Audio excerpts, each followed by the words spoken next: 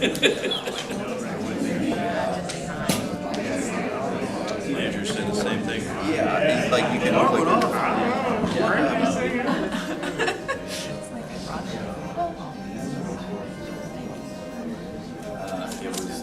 oh yeah, get in.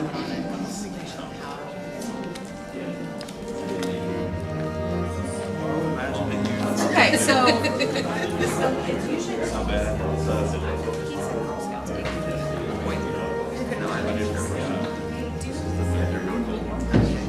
The guy who ran it, he was a fireman also. So we did it last year. It's a little different because you're going down. Land where you land. Start over here.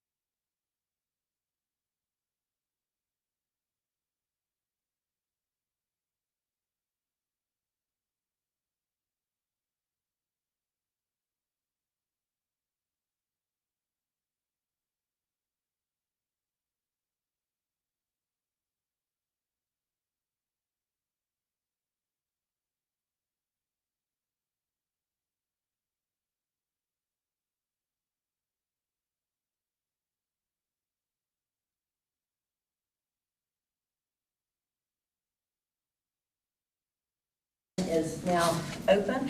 Each speaker is limited to 3 minutes. Our first speaker is Tom O'Driscoll.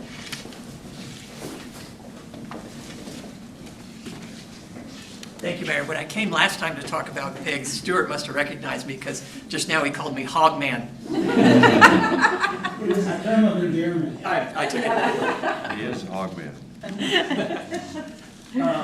Last time I was here, I said that our block on Austin Meadow had been visited by pigs 5 times since May 5. It's now 6 times since May 5. I sent to Rick a door cam video, and I think the mayor has it as well, showing about 20 pigs, maybe 4,000 pounds worth of pigs running through my yard and my neighbor's yard, tearing up the yards and doing all sorts of damage. Thank God, like I said before, no pets or people have been injured by the pigs. It's only a matter of time before that happens. One thing I didn't mention when I was here last is when I called the city about this the first time, I was referred to Animal Control, and Animal Control sent me what was clearly a stock text message. 2 of my neighbors got it as well. And that text message said, we're no longer in the pig eradication business in Sugar Land, but you can call the Fort Bend County Game Warden, the Texas A&M Ag Office, and the private trapper. I called all 3.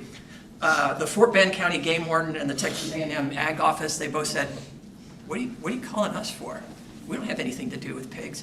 So if nothing happens with this meeting, stop sending that stock email. It's insulting because those people can't help. They didn't know why I was even calling. The private trapper was helpful, and he said, you guys have a terrible problem with pigs in Sugar Land. And he said, I deploy a 30-foot diameter trap.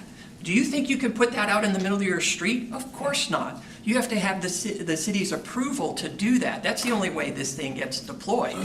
So again, I'm asking that there be action taken on this. This is not something that requires further study or data collection. The pigs are out there, they're tearing up yards, and it's only a matter of time before someone gets hurt.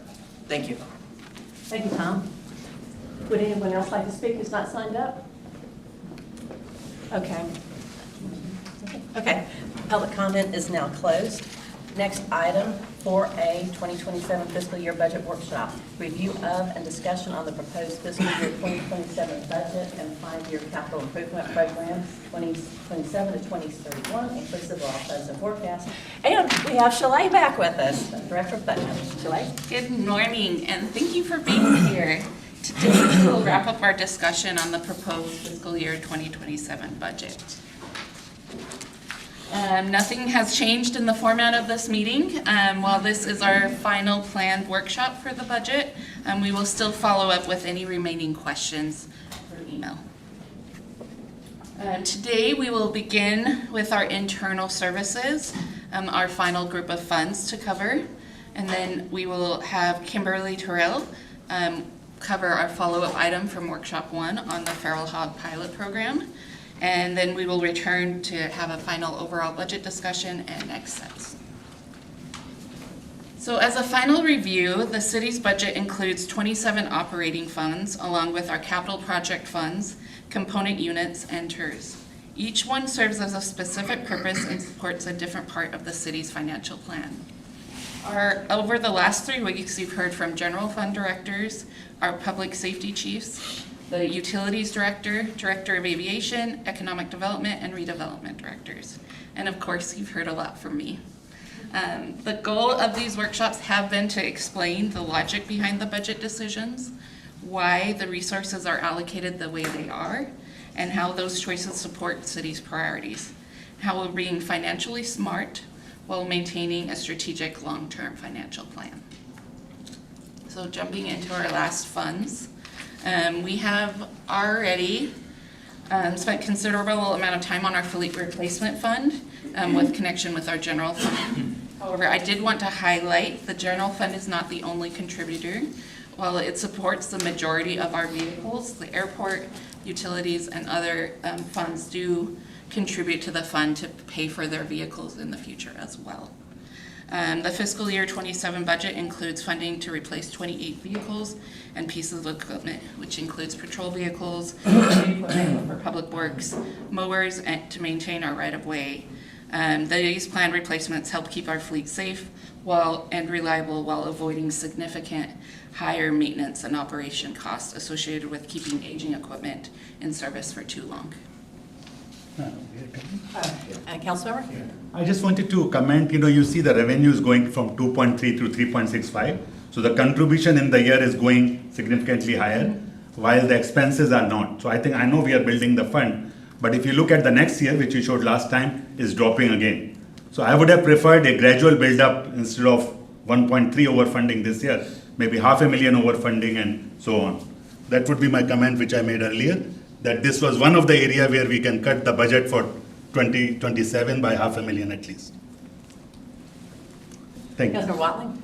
Sanjay, Councilmember, to your point, if you look at 27, we have replacements for assets. If we don't put those funds in there, how can we make an asset replacement? That's the question. Yeah. Follow up, yes, Councilmember. No, so if you look at even next year, the asset replacement is 2.23, while the contribution is 3.65. So we are putting 1.4 million more than what is required for asset replacement. Now, say when you're going forward, the asset replacement is in the line of around 2 million or so, but the fund balance, what we are putting from general fund to the fleet, is much higher this year than last year and even the next year. So even if you were to assume put only 3.15, $500,000 reduction in general fund, you would still have enough to replace the asset. You would have still enough to have the fund balance build up. That was my point which I made earlier. Mike, would you like to? The reason it was so much less last couple of years is because we significantly underfunded it, which is a mistake on my part. I mean, I should have honestly never filed a budget that did that. I should have pushed for what was needed so that we wouldn't be here, but I didn't do that. And so that's why we're at. And so can you just talk a little bit about why this is needed and it's not just money that's going somewhere to sit there? No, this is needed so we can make sure that we can replace all of our vehicles when the time comes. Vehicles have consistently grown in cost. You can see it when you purchase your own vehicle. And like we talked about last time, to replace a patrol vehicle is over $80,000 at this point to get that on the street. And so we expect these vehicles to continue to grow. The past few years, we have been under policy with our fund balance as we have not kept up with those contributions as vehicle costs have continued to grow. So this allows us to fix our policy, be above policy slightly, but as I showed last week or 2 weeks ago, we will come back down under that 3 million, which is our fleet replacement for that 10%. We have over 30 million worth of rolling assets in the city. Single? No, so I get what you're saying, but if that was the case, why we are going up by 1 million this year and then going down again next year? Wouldn't it make sense to go $500,000 this year and then gradually build up? So again, money is not being lost, it is there in the fund. It's just in the year when we are hard pressed for money, we are overfunding a fund, and next year we are going down again. That was my point. We're gonna talk about our other replacement funds, and we look at it as a whole when we look at all 5 years to make sure that we are contributing to all of our replacement funds so we can place it. I'm gonna cover the next three in the next 2 slides. And as you look at that overall, all 3 funds, we are continuing to grow in the next 3 years. Councilmember Vonderhaar? So are you gonna show, and is the next slide, you're gonna show that 5-year slide you showed 2 weeks ago? I don't have Show it. that, I think that would be helpful. Yes. If you don't have it with you today, then you can't do it, but if you have it, it'd be helpful. Okay, I will. We'll see what you find. Councilmember Watling? To everyone's point here, I think what we see right now is a 3.2 and 27, but when you see the 28 and 29, 30, it levels out, and I think that's what we need to see or understand, because after the expenditures, it levels back out again, and then we keep it level. So it does look like it's high at 3.2 in 27, but that expenditure makes it go back down. So it's kind of a bit deceiving on paper, but with the 5-year forecast, it evens out. We need to look at that again. Yep, I will pull it back up. I figured we talked about it, so I didn't include it, but this is to highlight the 27 budget. But like I said, we're gonna talk about our next replacement funds. And they also, I don't have the 5-year on them, but we also look at all 3 of them. And one of them is brand new this year, and I wanna talk through that as well. So with this, we have our technology replacement fund. You see we did slightly come down on this one because we're trying to balance both of them. And so the decrease we see in fleet next year is because we're increasing this one the following year. Because we're trying to balance all of them at the same time. So this is for our technology replacement fund. As you can imagine as well, this has also been increasing. This is to replace things like computers, network switches, firewalls, our network infrastructure, and also included in 27 is speed detection devices and drone cameras for public safety. So all of our high-tech replacement, we also try to plan and smooth it out throughout the forecast so we don't have these huge spikes. As we talked about in the general fund, next year we have a planned drawdown of fund balance because of police radios and fire radios. Together, that's about a $3 million cost to the city. And so one thing that we are starting is a new replacement fund to help plan for these things in public safety. Specifically things like radios, SCBA, here I'm gonna say the wrong word, self-contained breathing apparatus for fire. I'm looking at the fire chief for that one. Things that cost a lot of money that we have to, maybe the one item itself may not cost a lot, but we try to replace them all at once. So that when they're in an emergency, they know exactly how to use those equipment. So this is something we realized as a city that we weren't planning for, especially with the request we got for the SCBA and the radios all in 1 year. That's a significant one-time expense. So this is a new fund that we are going to start building and planning for starting in fiscal year 27. The seed money you see here is the interest we earned on our ARPA funds. So we're putting it here to help us prepare for all of those costs connected with it. So in total with our 5-year, all of the replacement funds we see, we only see it growing as everything continues to get more expensive. But we do look at all of them together and try to balance out all of those increases. Our main focus this year was fleet because we were so under policy. And we have been pushing out patrol officers so that we could have the funds available. Councilor Jason? You know, one of the things that keeps on coming back to my head, and I, again, this is my 8th budget cycle, is that we don't know what next year's gonna bring. If next year brings us a large increase in our taxable value and et cetera, then we can adjust the tax rate accordingly. But what if next year is flat again, but inflation continues? I mean, I've seen this, and also, I don't want to risk what the legislature is going to do this next session, because they really want to stick it to us.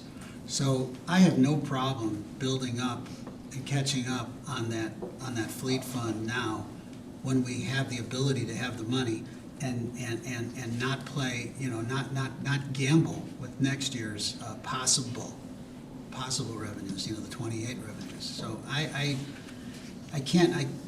just had to say that. I mean, it's you just don't know from year to year. You can't count on it. I mean, I was on council during COVID. I know exactly what it looks like. So I just wanted to say that I'm okay with it. I really am. No, Councilor Single? so I concur with your observation, and that was my observation, that we are building up for future and possibly hedging up for no tax increase by the legislature. But in the year when we are pressed with 7.5% total increase and 6.2% increase in the tax rate, I would rather not do it. And that's maybe difference in opinion. Yeah. Thank you. That's all of our replacement funds. So the last fund I wanted to cover, this is not a replacement fund, but since it has changed since the budget was filed, I just wanted to highlight it, the update today. Specifically, the fund includes $150,000 adjustment for potential scholarship revenue and related expenses. So if you remember when we talked about sponsorships before, we plan for the revenue and the expenditure, so it's a net change, zero change in that case. But we do not spend the money until we have the agreed sponsorship coming in. It just gives us the capacity to have that. The fund receives revenue from park rentals and the portion of the parking revenue generated from the Smart Financial Center. So fiscal year 26 revenue included grants and donations we received in connection with the FIFA watch parties. And then beginning in 27, the fund will cover the park events costs that were previously paid in the general fund. These expenditures are expected to total approximately $500,000. So with that, that concludes all of our funds in the last 4 weeks, I guess. And we'll now turn the plan that Kimberly and her team has been working hard on in response to council's request for move one. Councilor Vonderhaar? I'm sorry, I got More one question for quick Shalay, question. maybe? On the technology fund that you showed a slide earlier, does that include, or have you included in there for police department's drone program? Okay, I thought. Yes, so specifically, A we lot of money have goes into drone. 5 drone cameras here. But that is something that we've realized that we need to plan even more as they become more expensive, and we rely on them more as a city. More than we have. And so that's also one of the reasons we're looking at public safety specifically. So, Councilor Watley? Okay, this is a little bit different, but it's something that I was discussing with Stuart the other day, and can you explain how the stipend on council works? Are we included on increases for merit or inflation? I know Paula's not here, that's what I was looking for. So how we calculate it is we do calculate that 2.8% included in there.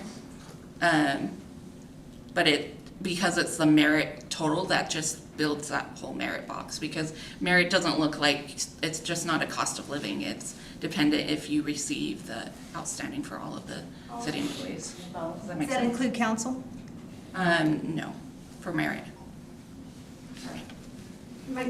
For clarity, does council automatically get an increase based on anything? I do not believe so. I'm gonna clarify with. I don't know if Paula's in the next room, but I thought that it moved with whatever the structures, like if the structures are moving, I thought it did move, but we can get that answer from Paula. Because we did not move structures this time. There's a reason I'm asking that, and he's gonna tell me. Yeah, I'd be happy to exempt us from any raises, honestly. I mean, In solidarity for all the budget cuts we're making, I would like to exempt myself. Yeah, I think this year, because the structures are not moving, then the council stipend would not shift as well. Because it's only it's only one level, so there's nothing to shift up to, if that makes sense. I think we would all be in agreement. Yeah. Yeah, for sure. Anything else for Shalay? Okay, so now we'll move on to Kimberly to talk about the mitigation plan.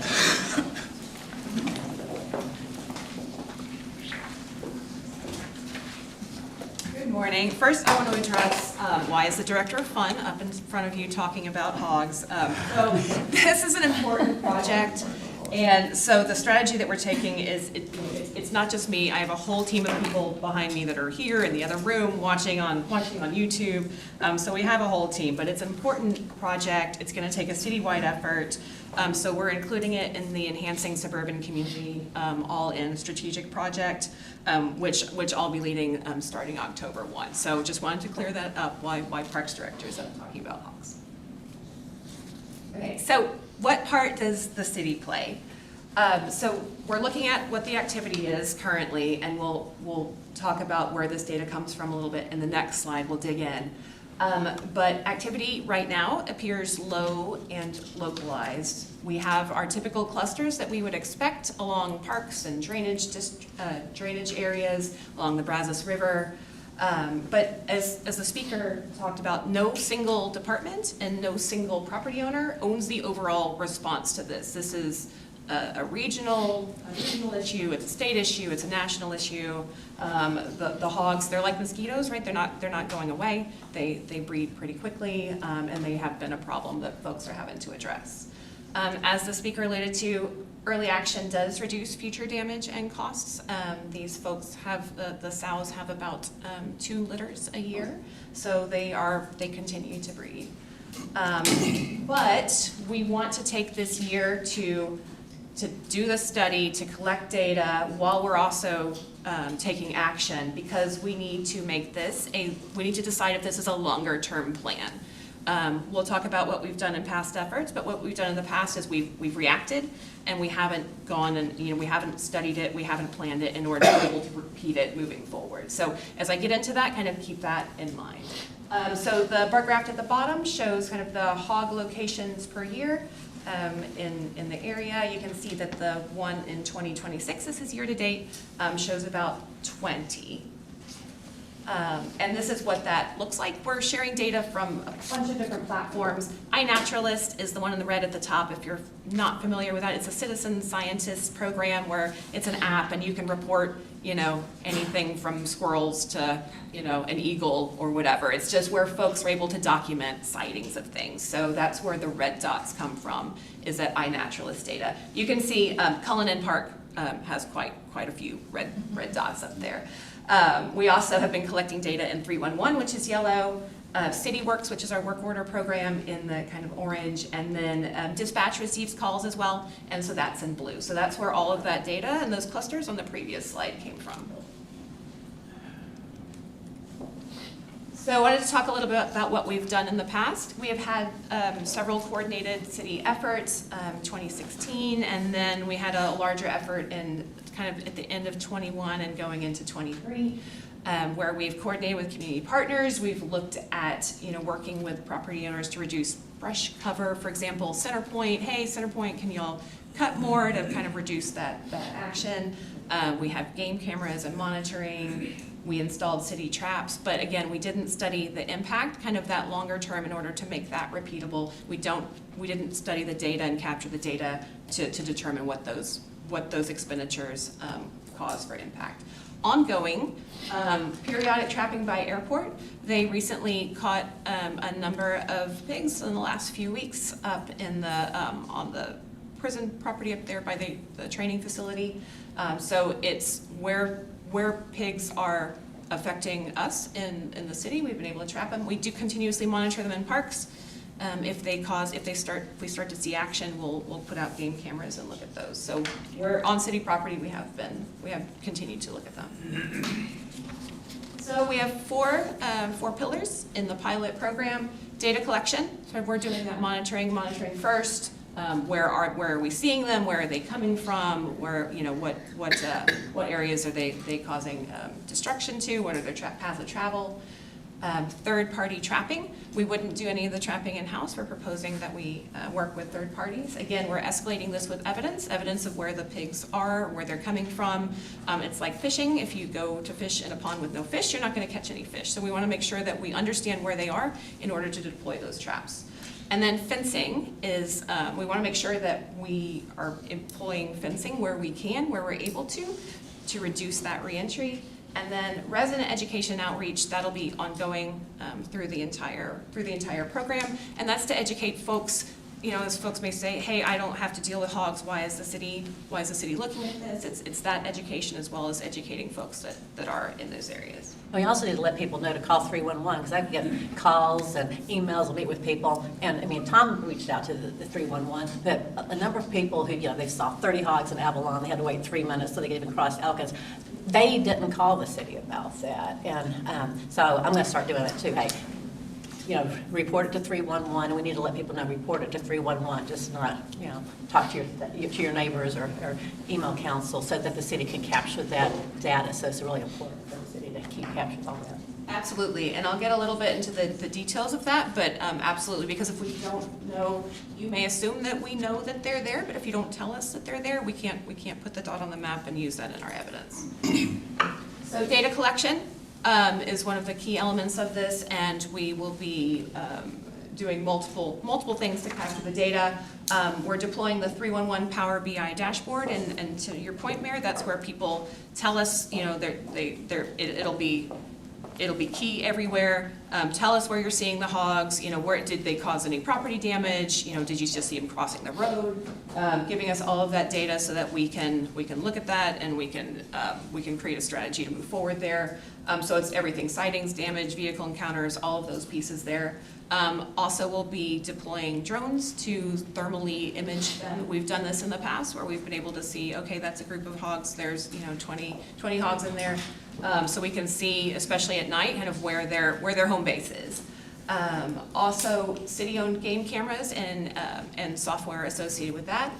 We have a couple of game cameras currently. We would put game cameras out where we're seeing kind of that traction and that action to make sure that we're, again, if we're moving forward into deploying traps or fences, that it's where the hogs are in their path of travel.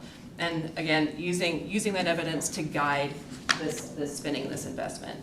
Lots of partners in this. Again, I'm standing up here, but there are lots of folks behind this. Communications, Mayor, to your point, play a big part in this. Educating the public, telling people where to find that dashboard, where do I report the sightings, how do I report the sightings, and we'll also be reaching out, we'll also be proactively reaching out to our partners, to our HOAs and our LIDs, and finding out, what activity are y'all seeing, what actions are y'all taking, to make sure, again, because this is a coordinated effort, it's not just us, the city, it's not just the property owner, it's all of us folks working together, and we need to understand what this looks like to do that.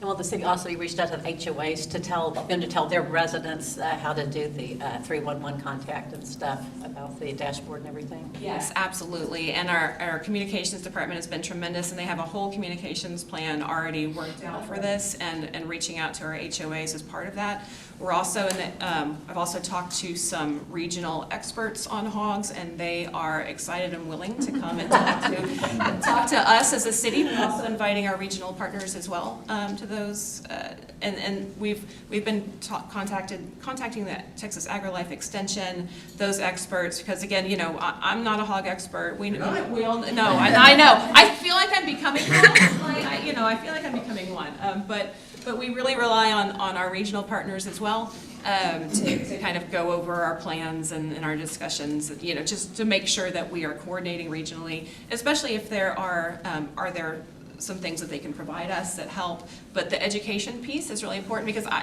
don't know that our residents are gonna trust the Parks and Recreation Director telling them about hogs. I think that it's gonna be more impactful coming from an expert that's been studying this for years and years and years with the AgriLife Extension. So third-party trapping, again, we would use licensed nuisance wildlife operators, folks that are in the trapping business. This would go through our regular procurement process, but we need to, again, make sure we know where they're coming from, where they're going to, because this could involve agreements with other property owners to trap on their property if it looks like it's not coming from a park or an area that we can put the trap on ourselves. Because right now, we've only been trapping on city property where we can. So this may include other agreements with other folks to trap it on their property. So may need to have Centerpoint or Kinder Morgan and different people like that, and work out agreements to use it on their property, so it's more out of the public area. Exactly, and that's why the data collection is so important, because we're not just collecting data in our parks or our airport or those places, we're collecting data citywide to make sure we know where the hogs are, so we can be most effective. And so right now we have a budget estimate of $30,000 to $50,000. Again, we will only proceed if there's data that shows the hogs are here. We put a trap here. It's going to likely be effective, like they did at the airport and trapping those hogs up there. Fencing at key access points. Right now, we went out. I went out hog hunting a couple of Fridays ago to look at where, kind of if we could see kind of where the damage is and maybe where they're going, and saw some opportunities that, hey, if we put a fence here, then that the likelihood of them getting into the residential areas is reduced. Of course, fencing, a lot of the fencing that we're looking at isn't on city property. So again, it would be based on data, and we would need discussions with the property owners to see if that's even something that they would entertain. So we have linear foot of fencing, because if in a neighborhood, well, they're not going to want hog wire, maybe there's a multitude of different things that we could do. So it's very much working with the homeowners associations or whoever's involved in determining what that looks like and how it looks. And then maybe there's a cost sharing opportunity in there with the HOAs or the property owners to split that. But we would be coming back to council with agreements if we're constructing anything on property that's not cities. We did find a place on our own property in Parks that somebody had cut a fence. And so, we were able to see that and repair that and maybe do some mitigation there. But it was a fun trip. And then again, resident education and outreach. And some of this education is, hey, what can you as property owners do that might reduce the impact to your property? One of the areas that we saw on our field trip where there was hog damage, there were puddles of water, and y'all know that it hasn't rained in a while. And it was on an HOA maintained property. And so the hogs are opportunistic, right? And so they're looking for areas that are easy for them to get food from. And so some of the irrigation, maybe there was a broken line or something where there was a puddle, some of the irrigation, reduction of irrigation could deter them from being in a certain property because they're opportunistic. So anyway, education to our residents about how maybe you could do these things to reduce them. I was chatting with one of the levee improvement districts, and they were saying, well, hey, yeah, we don't see any issues with hogs because we treat our levees with a chemical that reduces, it's for fire ants and reduces the grub. So there's some things that you could possibly take steps as a resident that could help, and so we want to make sure that our residents are educated there as well. But again, the education and outreach, here's where you report it, because if we don't know about it, then that's not helpful. We need to know where the hogs are so that we can take action moving forward. And then I mentioned the education by area agency experts. We're excited to have them come down, and they're excited to come talk to us. So just how these things work together. Again, we're going to report the activity. We're going to verify that activity with data so we can identify the hot spots, and then activate trapping, install targeted fencing where appropriate, and then continuing to educate and monitor. The education and monitoring starts day one. We're not waiting to do any of that. That starts day one and continues through the entire duration. But no single tactic works alone, so we're not just going to go out and deploy traps. We need to again determine where the action is, where the activity is, what steps can we take to mitigate this, and then study that moving forward. So the first 90 days, assess, map, and monitor, and begin outreach. Months 4 to 12, activate trapping if warranted, scope fencing, establish agreements as needed, and then we'll be reporting to y'all quarterly. And then month 8, when we get into kind of budget season, we'll be making a recommendation on future actions based on that data activity. And then so month 12 is the conclusion of that pilot.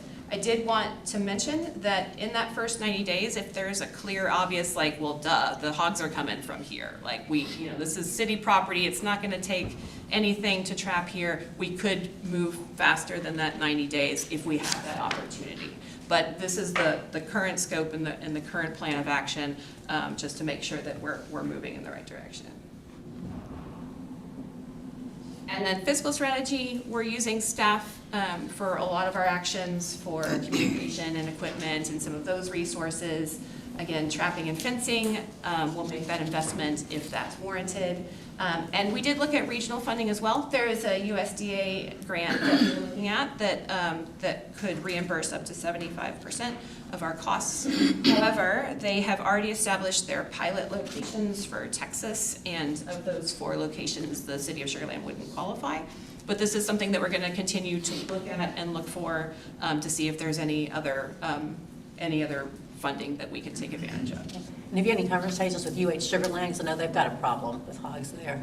Not yet. We haven't. Our folks at AgriLife they're sharing a survey with me that they found very helpful in the specific data to collect, and we're gonna very specifically reach out to those folks and ask them these key questions so we can make sure that we're capturing all of that. But we will absolutely be reaching out. I have heard in the past that they've had issues, so they are one of our contacts. And with any good pilot study, we have a goal. So our goal is listed up here. I do want to mention that we are evaluating this with the What Works City's rigorous evaluation method. So we have some data that we're collecting, performance indicators, the goals, so that we can determine what our measure of success is and if we're successful in order to replicate this moving forward. And this is my final slide. This is our recommended direction. It's all the things I just mentioned: communication, education, data collection, seeking grants if we have those available, coordinating with all of our, you mentioned UH, so all of our LIDs, HOAs, property owners, anybody that might see this, see hog action, engaging with Fort Bend County, AgriLife Extension, and Texas Parks and Wildlife, where we can. And the budget overall, we mentioned software and cameras. We have a couple. We're going to need probably more than that. So we have a budget for $10,000 in there for the software and cameras. And then the trapping budget at $50K, the fencing budget at $50K. Again, we're only spending that if it's warranted and we have, in the case of fencing, property owners' approval. We will report back to you quarterly with the data points we just mentioned. We'll be reporting that back to you quarterly. And that's part of also our all-in project reporting. And so our recommendation is to amend the budget, $120,000 for one-time funding. Councilmember Jacobson? Thank you, Mayor. We spend money on mosquito spraying to help protect our health. We have police, fire, and EMS to protect our health and our property. Feral hogs are a threat to both our health and our property. It seems like something that we should have thought about or we should have been doing for quite some time. And so I'm entirely in favor of moving forward with this. Councilor Von Harwell. Great job. I wanted to make two observations. The gentleman that spoke earlier today, kind of his parting words were, we've studied this to death, we don't need to study this anymore. And I certainly can understand where he's coming from. If I had 30 hogs going to my backyard, I'd probably feel the same way. We don't need any more data. But I will say that one of the things that I am most proud about being a part of this city is the fact that every decision we make is driven by data. And this should be no different. There's been a lot of work, a lot of studies have been done up to this point, but for a different reason. What you have laid out here is the type of process that a well-run organization should go through with any decision. So kudos to you guys for coming up with this, and hopefully the gentleman will understand that we're not studying just for the sake of studying. This is how we make decisions in this city to make sure that we're making the best use of the tax dollars that everybody spends. So thank you for doing that, and keep moving forward. Councilor Miller? Thank you, Mayor. I think we've heard, I think our first budget head, you laid out a good plan or good observations on it. I think we have a problem. It's not something we need to study a whole lot because we have a problem. And my question is, what are we going to do about our problem? And we need to do something soon. This is a sooner rather than later issue, I think. We've heard it. I think the plan is laid out well, but I think we need to do something now. Councilor Single? Thank you, Mayor. So I echo the comment by Councilmember Vanderhaar that I think the process laid out is very good. So obviously we need to do something now, which there is money for, but also this lays the groundwork for future action also. If the data shows that more money is needed, then in future budget we can support more money. So I think it's very well done. Well, thank you. Okay, Councilor Watley? I have to say something. You have to say something. Yeah, I think Councilmember Jacobson and Bonhart, everyone spoke well. I think your plan is fabulous, and to be fair, we do need to go through the process because it is in one or two areas right now, and it obviously could grow, but we are taking everyone's money to work with this. So we need to make sure we do a process that's fair to everyone. So, yes, absolutely. You said it well. I think it's a great plan. Councilmember Betcher, are you on there? We lost them. Oh, we lost, okay. Right now. Okay, we lost them, okay. Well, I think it's a great plan, so thank you for your work on this. Thank you.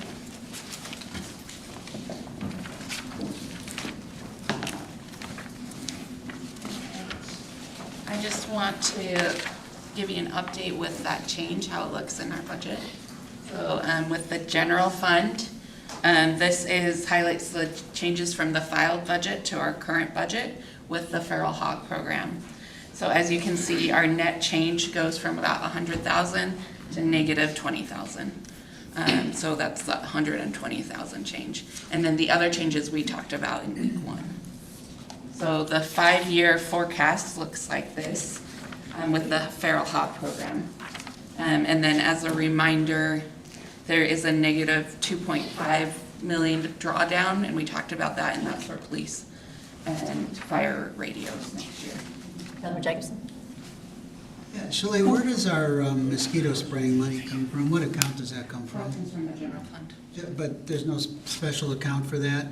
It's part of the Public Works budget. Public Works, so this would be in the Public Works as well? Yes, I don't know if we've determined if it's gonna be part of Parks or Public Works, but similar concept that it will be there for all of those services. Thank you. And with that, I'll jump right into our next steps. The next 3 Tuesdays, we will continue the budget process and bring items to council for action, concluding on, sorry about that one. Concluding on September 15th, where we will adopt the 2027 budget, the CIP, the compensation plan, 2026 property tax rate, and also our fee ordinance and paid assessment. With that, any additional questions?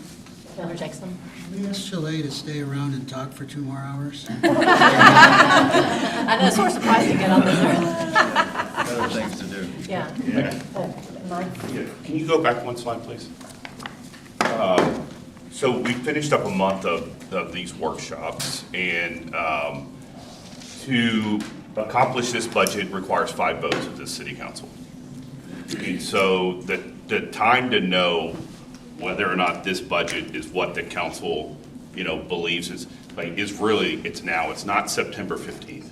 If we end up on September 15th trying to figure out how to balance a budget, and a budget that's not, there's no easy things. You're talking staff reductions, you're talking things like that, with our turnover rate being as low as it is because we work so hard to be a great place to work, you're talking, real things. And so I would just say, 5 votes to approve this budget. And we've all worked really hard, y'all have all worked really hard, but the time to really have that, if that's not gonna happen, I would much rather it be through this process or sometime prior to September 15th. Yes, to follow on Mike's comment, per the Texas tax code, if the proposed tax rate is above the no new tax revenue rate, it requires 60% or more vote by city council to approve it. And 4 votes out of 7 is 57%. So 5 votes are needed to pass the budget. Yeah, my vote. I mean, I'm in, but may I speak? Yes, please, Councilor Right away. As Mike said, we've all gone through an awful lot of work to get to this point. And, kudos to you guys especially. You're the ones who are carrying the heavy load, so thank you guys for everything you're doing. Nobody wants to see a tax increase. I don't want to see a tax increase. I live in this city, I pay taxes like everybody else. I don't want to see a tax increase.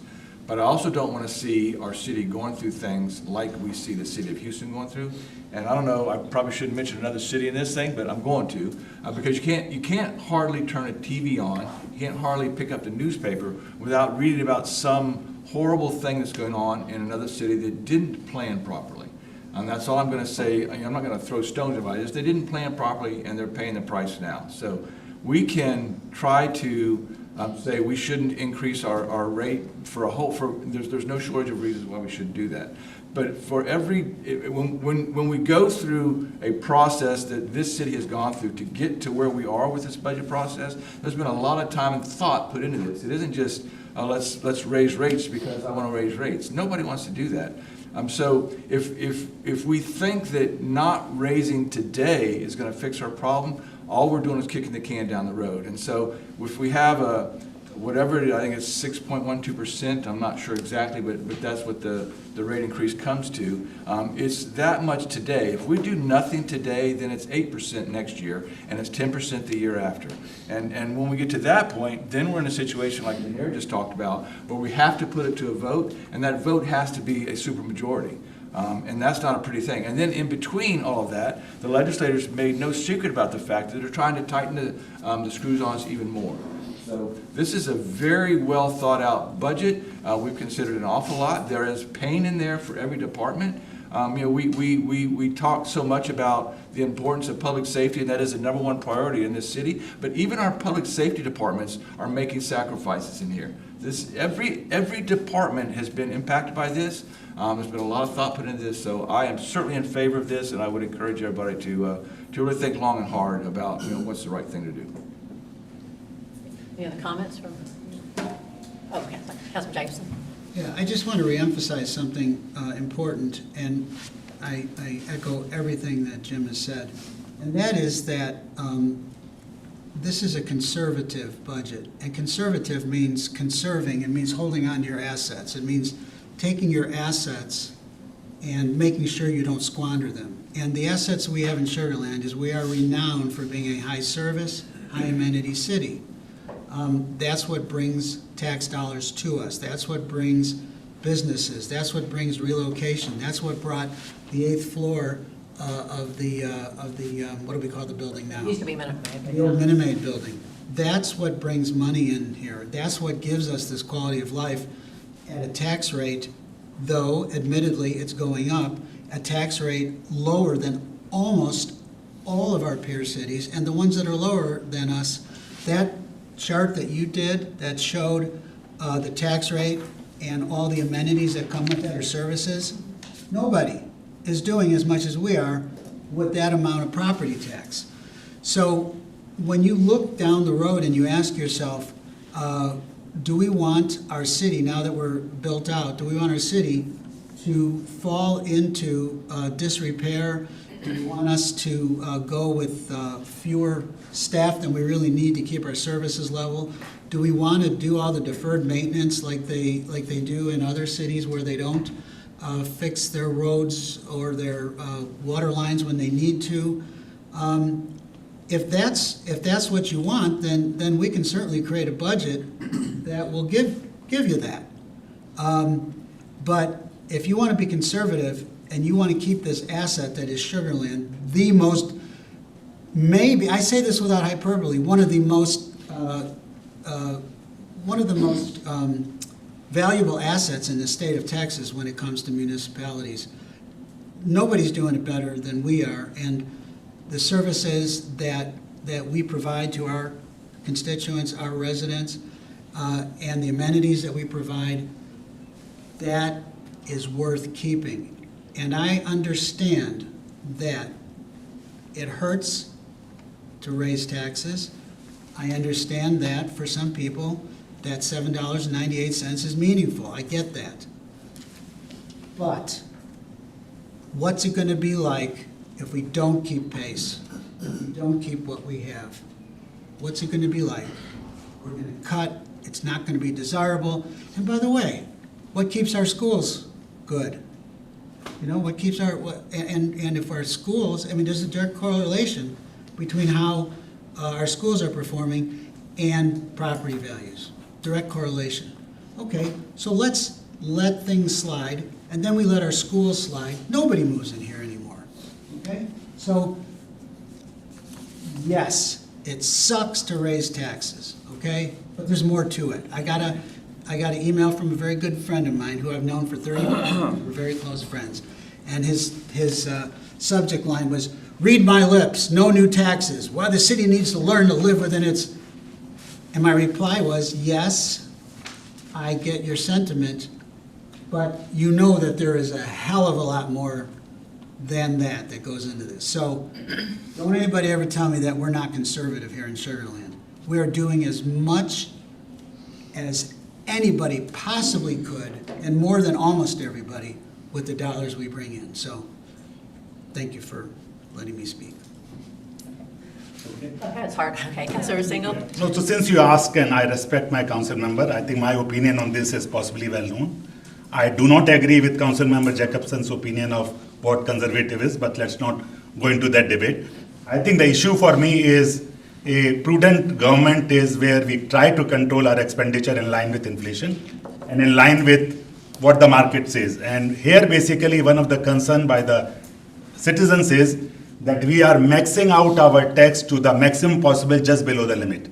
And part of the reason you said because we are building for future, because you are worried that the state may change the legislation in future.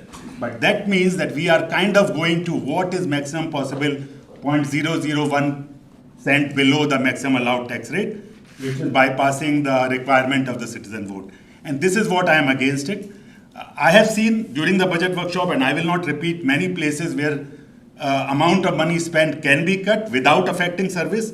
I am for one is not wanting to affect any services, but again, let's not go into that debate. I think overall picture is I believe there is a medium ground where tax may be increased by 1.2 cent instead of 2.2 cent and cut $2 million of expenditure into an overall budget of 500 million. That would have been my recommended solution. I know I'm in minority, but I think I also have the courage to say out my true opinion on this issue. I would have preferred a tax increase of 1.2 cent instead of 2.2 cent and cut expenditure by 2 million. And I'll leave it at that. Yeah. Mayor, Betcher is. Okay, Councilor Betcher? Oh, he's back. Yeah, he's back. Do you have anything to say, Councilor Betcher? If the bandwidth lets me, you guys hear me? Okay, yes, Okay. So, reviewing our tax sheet and everything else, looks like if we have spent, or and would be Okay, we're losing a you. lot less than we are today. We're losing Main Street. Anywhere from 1.2 to 1.6 cents is where we'd be with if we got to that 3.5%. Now, if we don't, Rob, we're getting about every third word. If you can hear us, we're only getting about every third word. Matt, We missed all of what you said, Rob. from laughing. Okay, yeah, we can't, yeah, he's gone again, so, okay. Okay. Councilor Miller? Yes, Mayor, what do you think about this? Yeah, I, for one, yeah, I do not like to raise the taxes, but I also know that we are a premier city, and it takes money to do that. And I know that, yeah, $8 a month for, on a $400,000 property, yeah, may seem like a lot to people, and I do appreciate that. But at the same time, I mean, you can spend that in one, fancy latte, one venti latte, with a tip or something squirted in. That's one of those in a month if you have a $400,000 home, and that's the difference between keeping our city. I think we're really, I said, premier city versus something where we have to go in and make some cuts that could impact us down the road, and so. So I support the tax rate increase.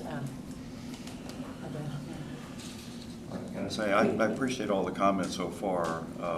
I more tend to agree with what Sanjay is saying about the 1.2 cent increase, which is a 3% increase over our previous tax rate. So I'm more inclined to agree with Sanjay and where he's coming from. So that's where I stand right now. Okay, so, and based on what I think I heard Betcher say, then this budget's not gonna be passed. And, Sounds like a 4-3. yeah, so, and I'll just, I would love to be able to run this city off of what inflation is. That'd be great. That would be ideal. And you've seen over and over and over the areas to where I'd love to be able to pay public safety what inflation is. And you look at what we've had to do there, you look at health insurance, you look at all the other areas. But, so yeah, I would say that if this budget is not gonna pass, then we need to regroup and we need to have another workshop or do something, and we need to look at some significant structural changes that are going to change the city, in my opinion. I think they will. I think you can do little gimmicks. I think you can find 500 there, you can do this. I don't think that's the right thing for the city. I think if that's the position of this council, then hard things need to happen, and we need to understand the consequences of it. We need to understand the change to the culture of the organization, because that's the reality. There's not, you can do some gimmicky things here or there, and, you know, cities all over Texas do gimmicky things here or there, and then they end up where they end up. So I think we're gonna need another workshop. We're gonna need to regroup. Well, and as staff has said, I mean, there's some things that have gone up 17%, some things that have gone up 35%. I mean, utilities are going way up, insurance are going way up. Yes, and staff has put it, I mean, have rebid, you know, all the different insurances and stuff. And so some of the costs are going up way in excess of the 3% of inflation right now. Councilman Watley? We addressed this last year when we didn't do what we should have done last year. And we all know that had we done what we should have done last year, and it was okay that we didn't, but we should have gone to extra half a penny last year to make sure we didn't do what we did this year. And we said, if we didn't do it last year, we would be in a pickle this year if we didn't see home values increase. And they were flat this year, so here's the pickle. And if we do another pickle, and we don't do what we need to do this year, next year, this pickle is gonna grow even bigger. And I know that we see some money in the fund balance. Scares me to death to touch that fund balance, and Mike knows this, we have this discussion all the time. I mean, those of us who were here during COVID, I was a commissioner, I wasn't on council, but COVID hit us hard. And then you start touching the fund balance and balances that are in holding for different things we need in the future, that's a scary thing. I mean, I don't know how much our fund balance will get us in or through if we have a hurricane or COVID. But when we start touching those funds that are in reserve, it gets scary. So you look at touching those balances, you look at not doing what we should be doing to keep the city where it needs to be, and you get in a pickle next year by taking off a penny or half a cent, you're gonna look at 4 cents next year. And we can't do that because, like you said, legislation's gonna cap us. So we are gonna see a decline in our city coming at us. And I don't know who's gonna be here next year when this happens. I hope we all will be, but, well, not all of us. I'm not finished. But what you'll see is some tougher decisions next year. And you will see less staff here to help us through those decisions. You will see public safety being at the brunt of these decisions. And this is our #1 priority, not for this council, but for the constituency of the city. So I'm very concerned about not doing what we need to do. I cannot tell you how I've looked at the staff and talked with you and talked with Mike. We've had some major cuts, and I don't know where else to go. But when I see public safety, and I'm sorry, Mike, you know that's my thing, but when I see public safety making the cuts that they've had to make along with all the other departments, where else can we go except fund balance and reserves? And that makes me nervous. And just with Hurricane Beryl, we had a $6.3 million hit on that claim. And yeah, will we be reimbursed for it? We still haven't been reimbursed yet. And so, you know, we had to borrow money from the utility fund to pay for that. And so it is important because we don't know what catastrophic event we might be able to face, and we need to be able to, you know, have that fund balance available. Councilor Singham? So I would just like to give my point of view and maybe some of the replies. Last year, when we did not increase half a cent, we did not just shift that expense to the fund balance. We cut in the expense, so it's not really transferring 1 to 1. So even if we didn't cut that 1 million, we would be in the same position. For this year also, I'm not at all suggesting that we use fund balance. What my suggestion, if you heard clearly, was to reduce the tax increase to 1.2 cent and cut 2 million from the expenditure. I have many ideas which I have talked about. Now some of them were appreciated, some were not appreciated. I can offer to sit with Michelle and her team to suggest before the workshop if that helps. And I am not saying I want to get into it, but if that helps, I can offer to do that. It is my firm opinion that we can cut 2 million without affecting at all public safety, without affecting the quality of service, but that is my view. I can just offer my help. Shelley, do you have a comment? If I may, if we reduce it by that 1.2 cents, we will need to cut 2.4 million to be structurally balanced. And I also want to highlight that the one thing we are out of policy right now in this budget is our contingency. We only have 500,000, and if we were within policy, we would be at 1.3 million. So, yeah. Councilor Single? So wouldn't the actual fund balance itself is a contingency? So of course, the contingency in the budget is something which city manager can approve without going to the council. But assuming if he did not have a contingency or had a 200,000 contingency, still if there is a real emergency, city manager can come to council and we can approve the budget modification, and we have the whole fund balance of 40 million to take care of any emergency. Is that right? So yes, the fund balance is available, but as you see, we're not planning for that emergency in that year. So, Follow-up? My point was that, yes, it is good to have some flexibility with the city manager within the budget, so he doesn't have to come to council. But for any real emergency, he could come to council and we can approve that budget. So that $500,000 could be reduced. I don't know if there is any policy which says that it has to be $500,000 or so on. there is a financial management policy, and that's where it would be 1.3 million if we followed that. We reduced it to have that structurally balanced budget for 27. And I do want to highlight that in the outer years, we are at 30%. While our target is 25%, that's only 90 days for operating expenditures. The 30% or the 25%? 25%. Okay, Councilor Von Der. Yeah, I just wanted to what Sanjay said. The purpose of the contingency is for those day-to-day unforeseen things. The purpose of our fund balance is for that bigger picture COVID-type emergency. If we start using our fund balance for our day-to-day, overruns, that's a slippery slope that I don't think we want to go down. I think we need to, unless, another option there is, and, Rick, you and I have had this conversation a couple of times, should we create a rainy day fund, whole nother situation. We're not doing that right now. We're talking about budget cutting, not adding more. I just want to point out that the purpose of a contingency fund is for those, unforeseen things that happen throughout the year. That's not the purpose of the fund balance. And we don't want to start playing around with the fund balance, and that gets us in trouble if we do ever have a bigger scale emergency. Mike? Okay, well, Sanjay, you want to go next? Yeah, no, so I understand that. What I'm saying is, it is very subjective, the day-to-day flexibility or contingency. Should it be 200, 500, or 1.3 million? We never had 1.3 in the last many years, not only this year. Last year also it was $500,000. And if we need to cut, that's an area where you can leave a 200 contingency and $300,000 can be saved.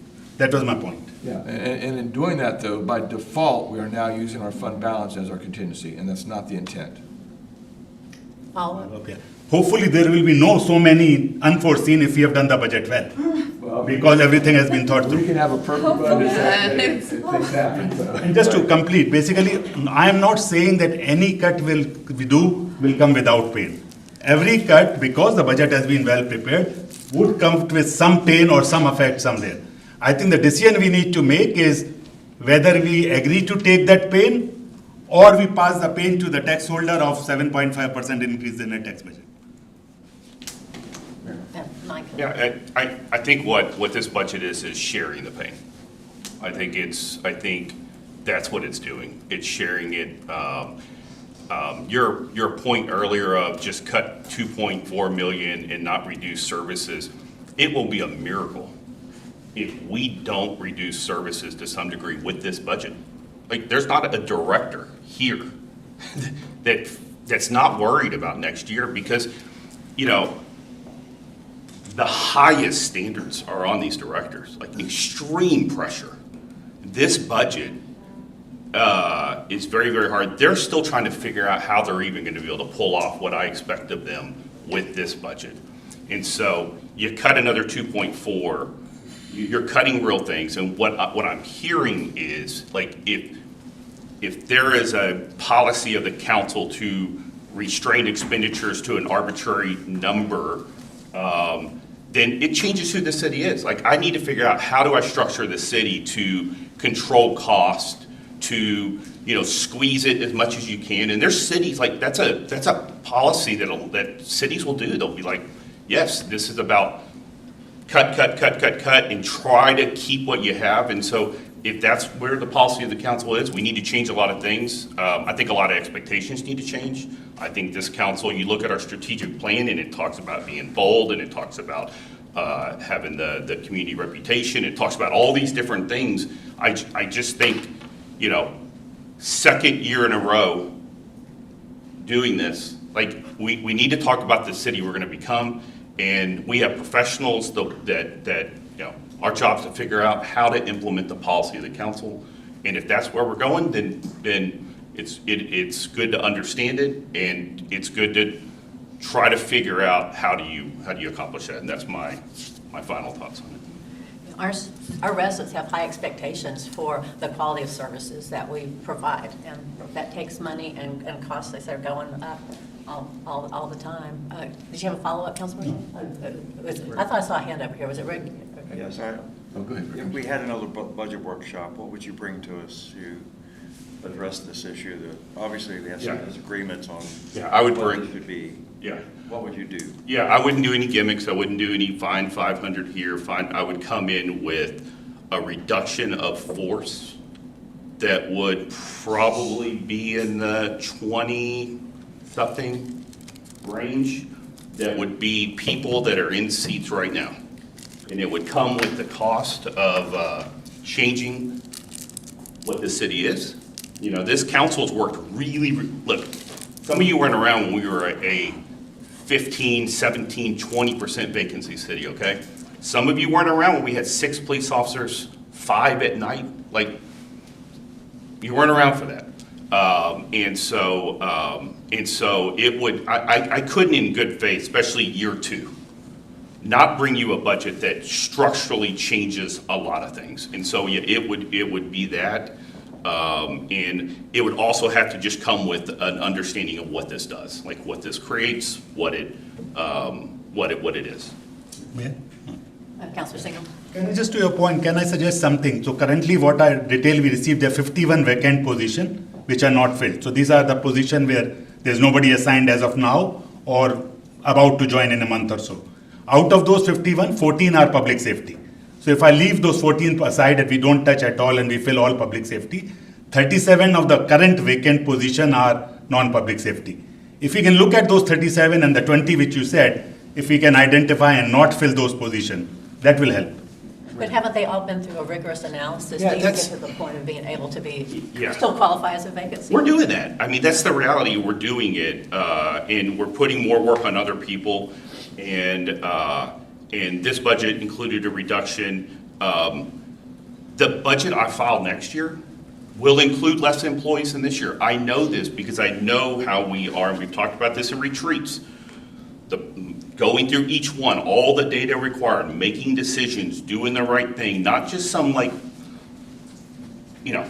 let's just do away with the 20 that we have vacant and not think that that's going to hurt services. It will hurt services to do it in a very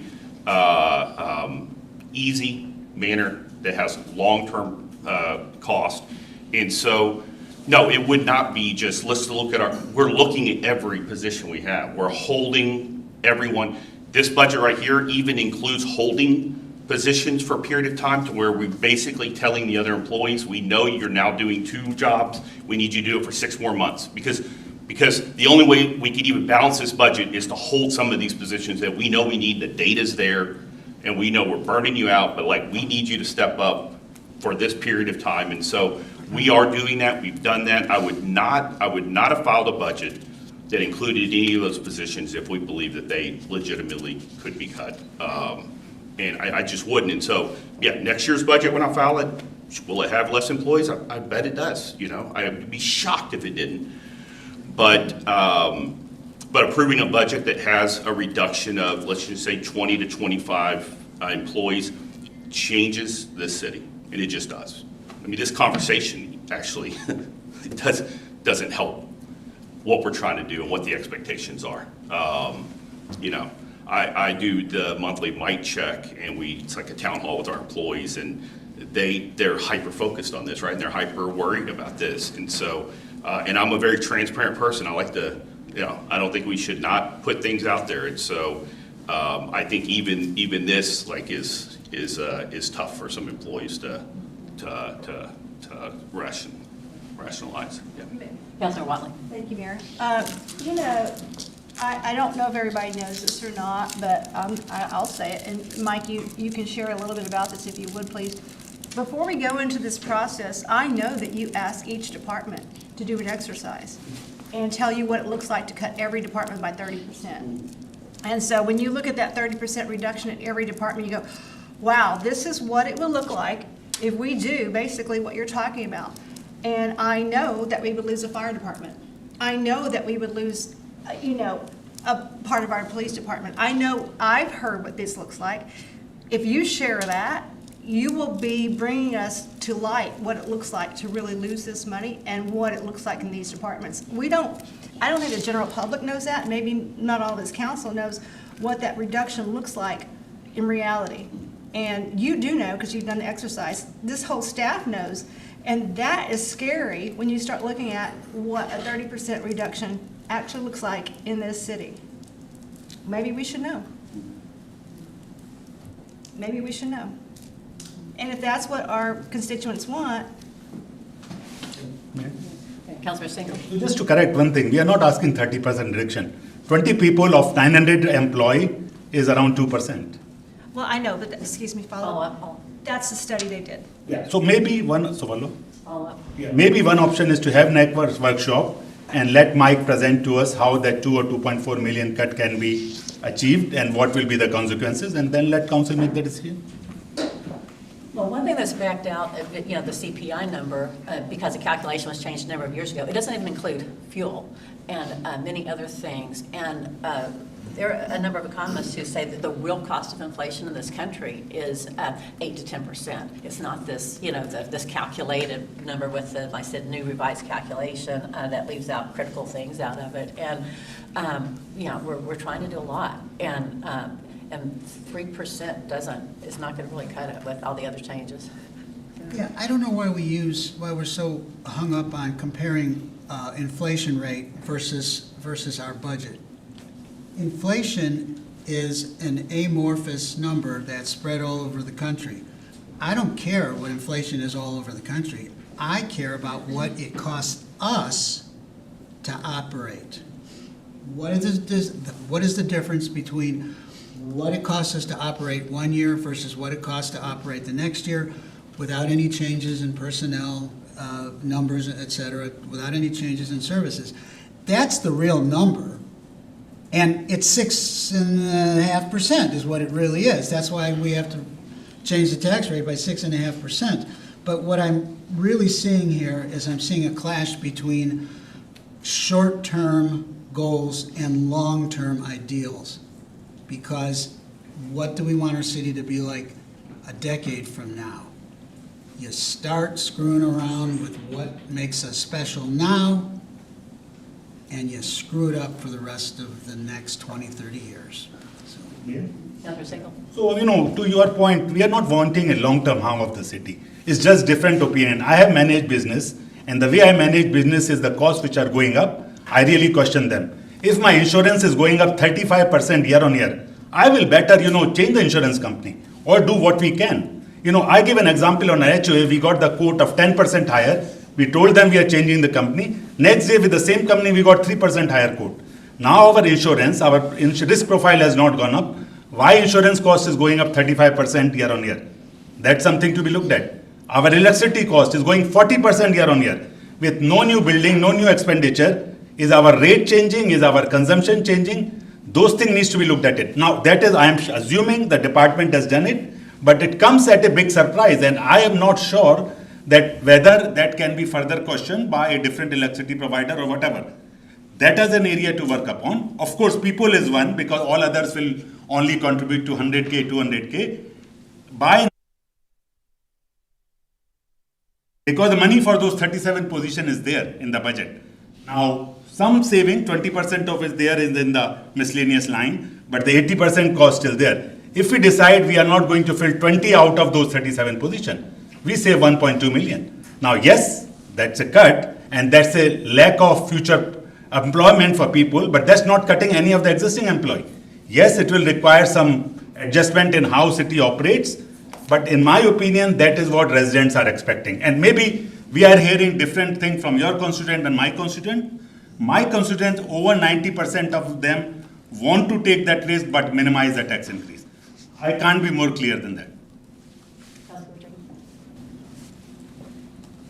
Mike, has every one of your departments looked at every purchasing engagement and tried to make sure that we are getting the best possible deal? Yeah, the concept that they would choose to cut their budgets and reduce their staffing and try to figure this out without doing that, it's just not realistic.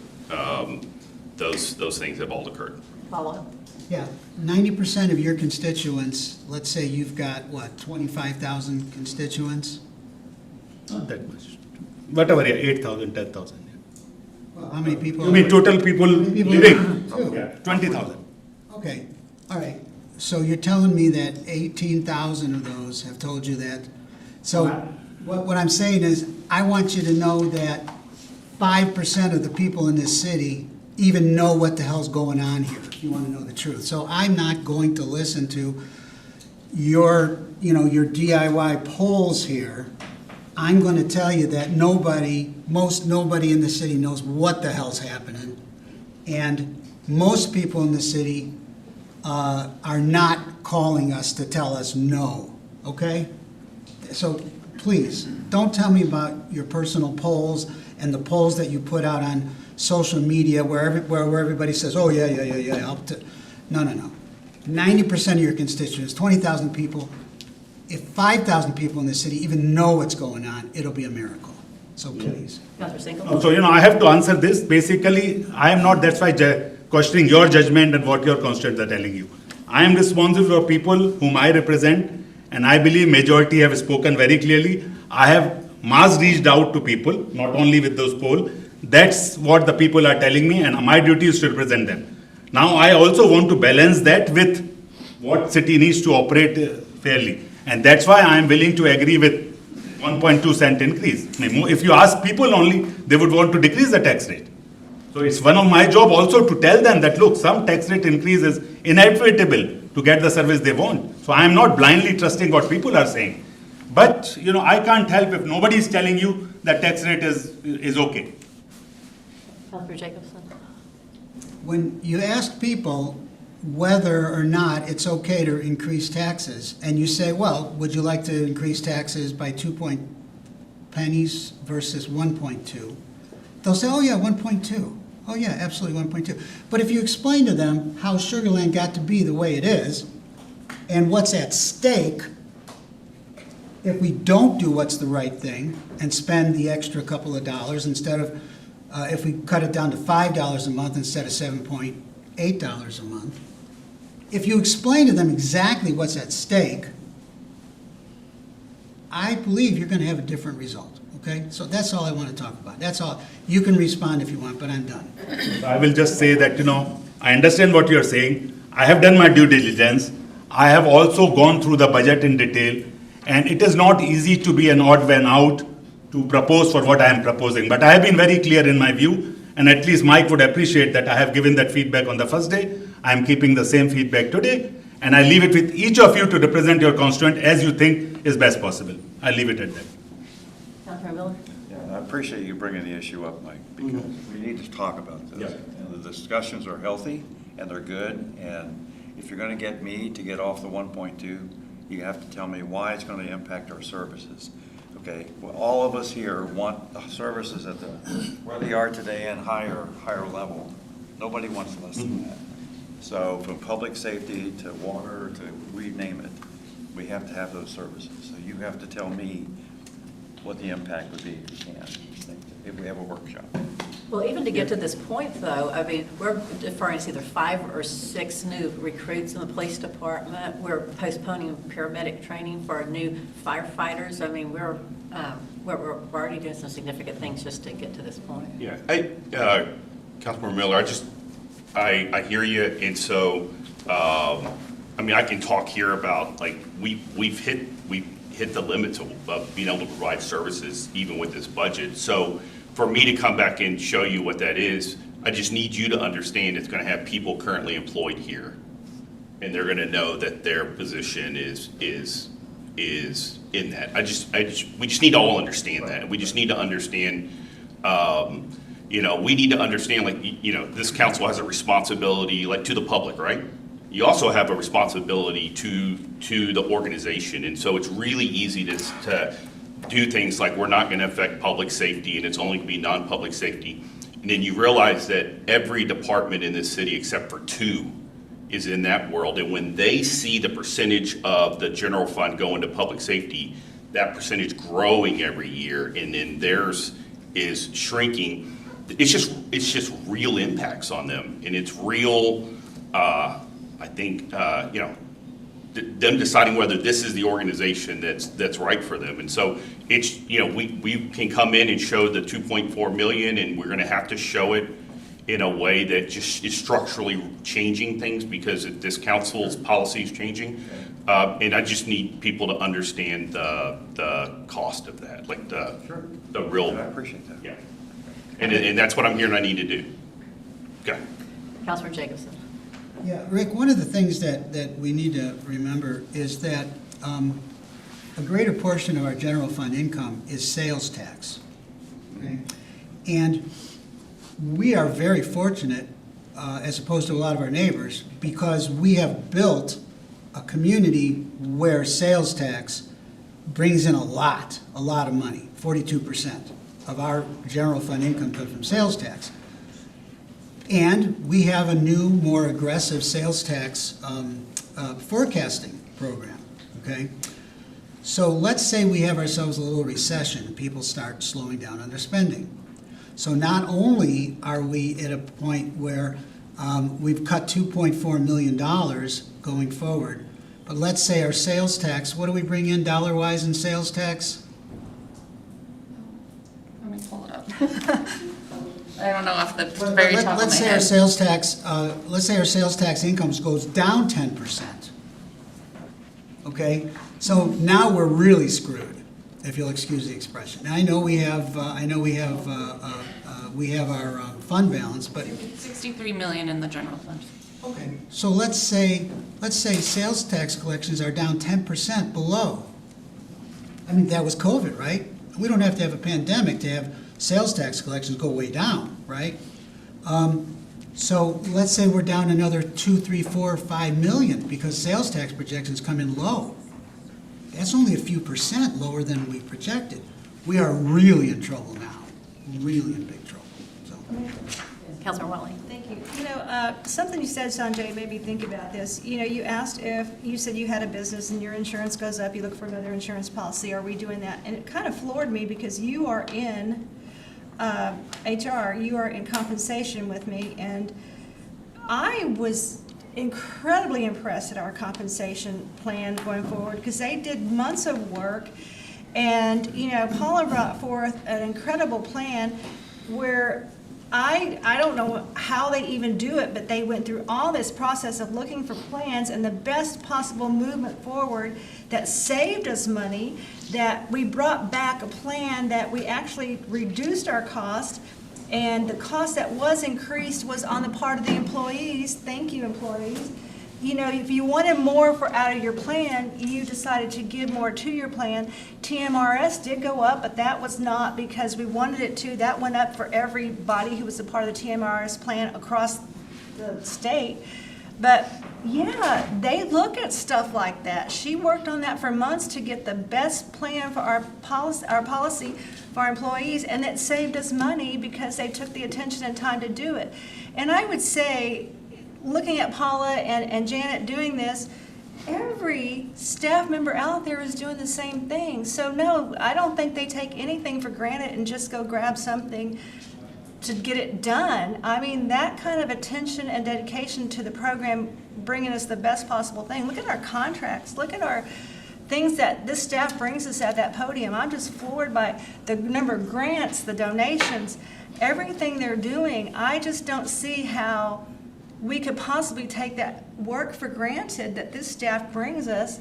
So to even question whether they're doing the best possible thing for us as a council in this city when they bring these things forward, I kind of took offense for that. I mean, So, Councilor Siegel? you didn't even listen to me. I never talked about health insurance. I know. I'm talking of insurance. So what Paula and other does is the health insurance for the employee, and I'm fully commendable for that. I am part of the compensation committee. They got the cost down to only 775K increase, and I am fully supportive of that. I never talked about it. Here I am talking of the city insurance. There's a difference between health insurance and city insurance. The increase of 40% in the city insurance, not the health insurance. You didn't even understand my comment. Follow-up. it was the overall comment, not the insurance. But anything that this staff does, whether it's insurance or fuel processing or contracts, I think they give the same amount of dedication to finding the best pricing for it. I do, whether it's insurance or not. Follow-up. So my comment is in no way to question what city staff does. My comment is to also, and my role is to question some of the increases which seems out of proportion. You would agree that 40% year-on-year increase in the local insurance is out of proportion. You would have the same for your car or others.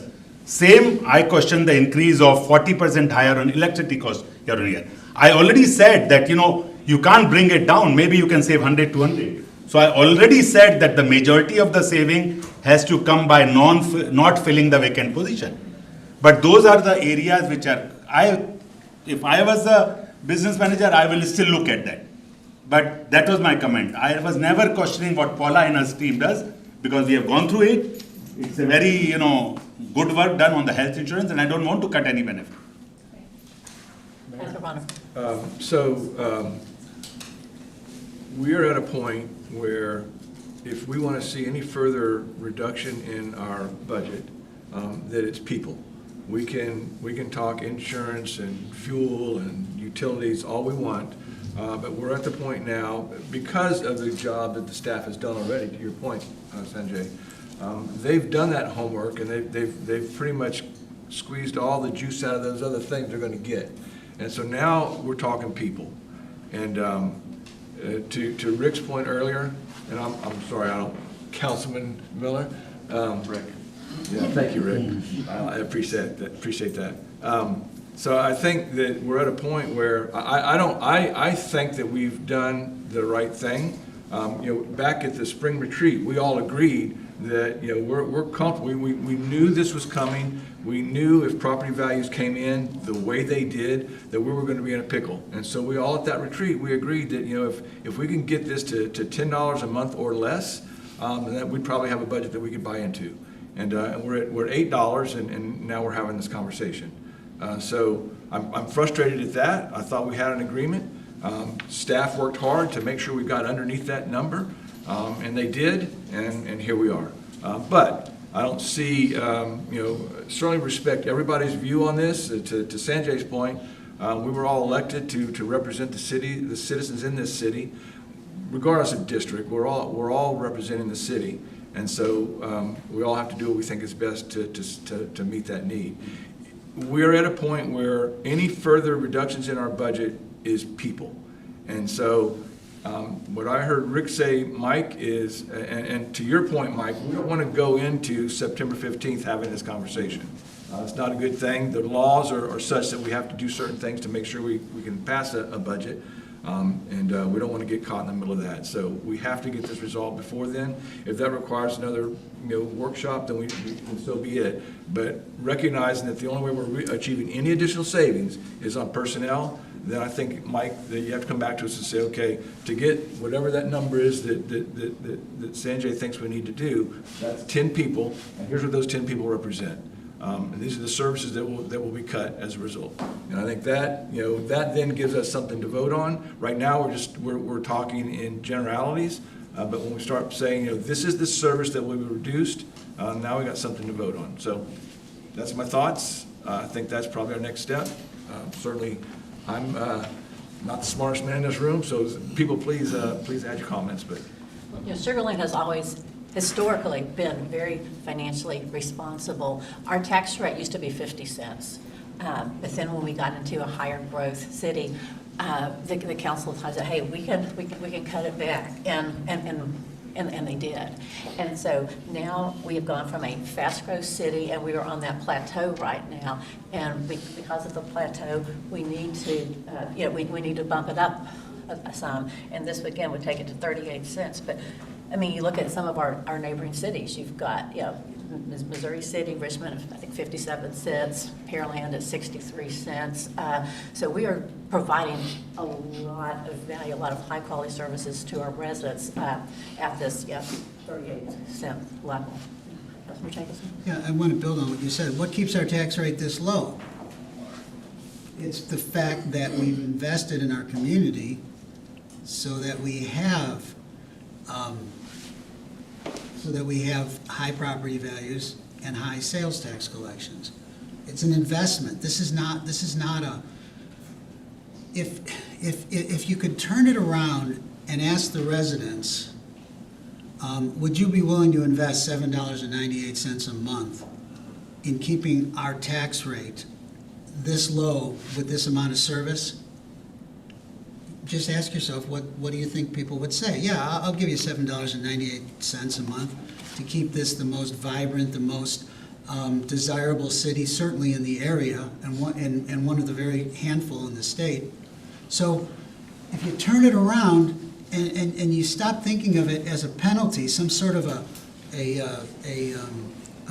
punishment, and you think of it as what it really is, as an investment, then it's a completely different question. Do our residents want to invest? If they knew everything, by the way, and that's the problem. There's no way people can possibly understand everything that goes into this. But if you ask them, would you be willing to invest $7.98 to keep this the most vibrant and attractive city in the state? I think they would say, yeah, I can invest $7.98. And as I said, there are some people for whom that is a burden, and some people for whom it's not. But of course, the lower end of the housing values will have a lower impact and vice versa. So this is not a penalty. This is an investment in the future of our city. And if you were to explain that to people, to our constituents, I think they would say, yeah, I'll give you $7.98. So. We also, I'm sorry, Mayor. We also need to make sure that we are cognizant of the fact that people are watching what we do. It isn't just the people that live in this city that are paying attention to what we as the council are doing. It's those businesses that are contemplating, should I add or grow my business in Sugar Land or some other town? Do they want to move to a town that has already made it clear that we don't think our tax rate should go any higher, and therefore we're not willing to invest in those services that make your town attractive to my company, so I'm going to go someplace else? We need to make sure that we're cognizant of that going on. We also need to make sure that we're aware that we have a very high bond rating. I don't know exactly what it is, Mike, but it's AAA, which means every dollar we buy, so for all of those bond programs that we do, we have to sell bonds to get the money to do those projects. We have to pay those bonds back with interest. That interest rate is set by the rating that's given to us by the various different rating agencies. They're watching what we do. If they get a sense that things aren't as rosy in Sugar Land as I thought they were, that AAA, that bond rating goes from AAA to single A or double A or whatever, which translates into a % higher interest rate we have to pay on our bonds. That's dollars that we have to pay in interest that we can't use for something else. So just recognize that the actions this council take aren't just restricted to the tax rate for 2027. It also impacts those businesses that are looking to grow and or relocate to a different location. It's the bond rating. There's all kinds of impacts that this has on our city over and above just what the tax rate is. So just recognize that, everything we do is being watched, it's under a microscope from all those other entities that can have an impact on our city. Any more comments? Councilman Jackson? I'd be interested to know if anything's changed. I know I didn't hear anything that Rod said. Yeah, we keep losing him. I'd like to know if anything has changed, whether anybody has been persuaded that maybe this is the way forward. Rob, are you back? Yeah, I'm on the ground finally, so hopefully the reception's a lot better. You hear me? Yes, we can hear you now. Okay. One comment I wanted to make is, so with the unfilled positions, if we haven't filled them with a person, we should have that budget left over at the end of the year. Is that the correct statement? Or have we spent that money on other things that we weren't originally budgeting for?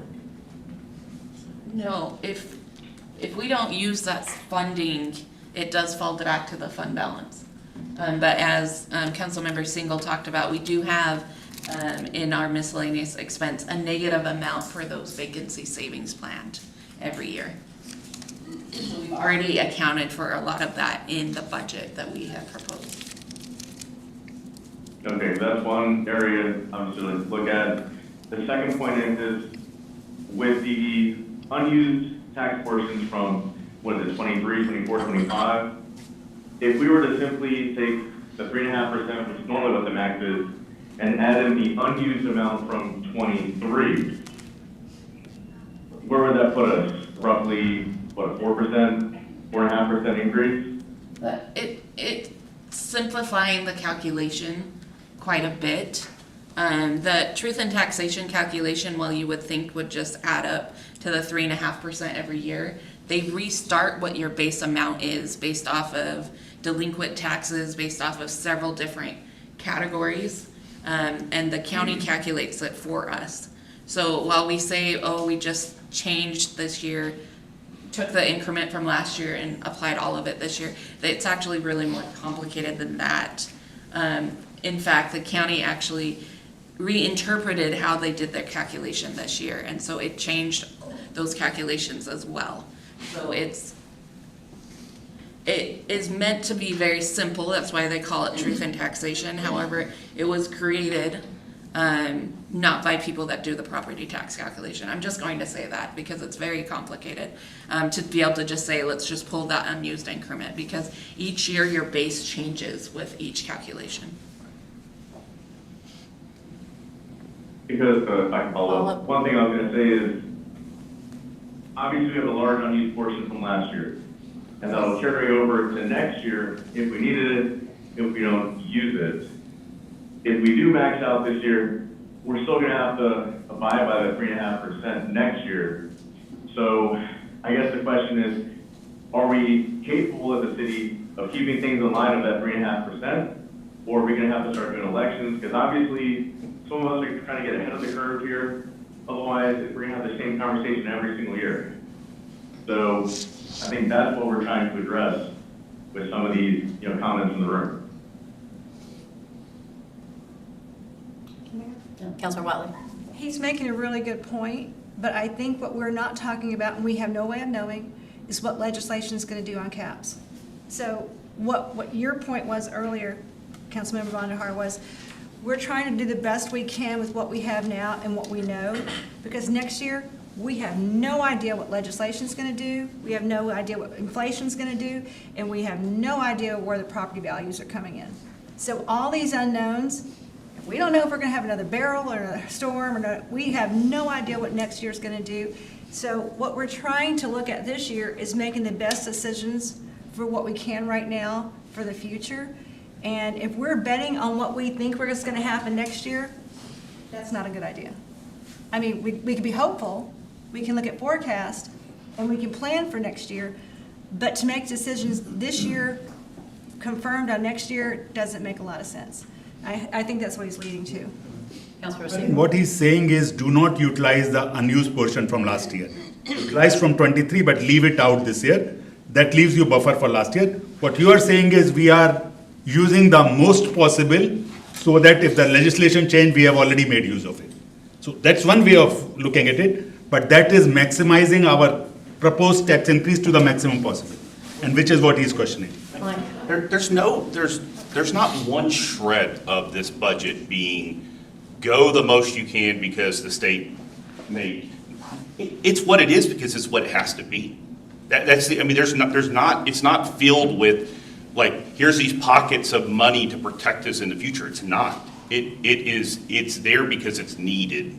It's not there to hedge the future, it's there because it's needed. And they're real costs. Just, we've gone through them all, but they're real costs.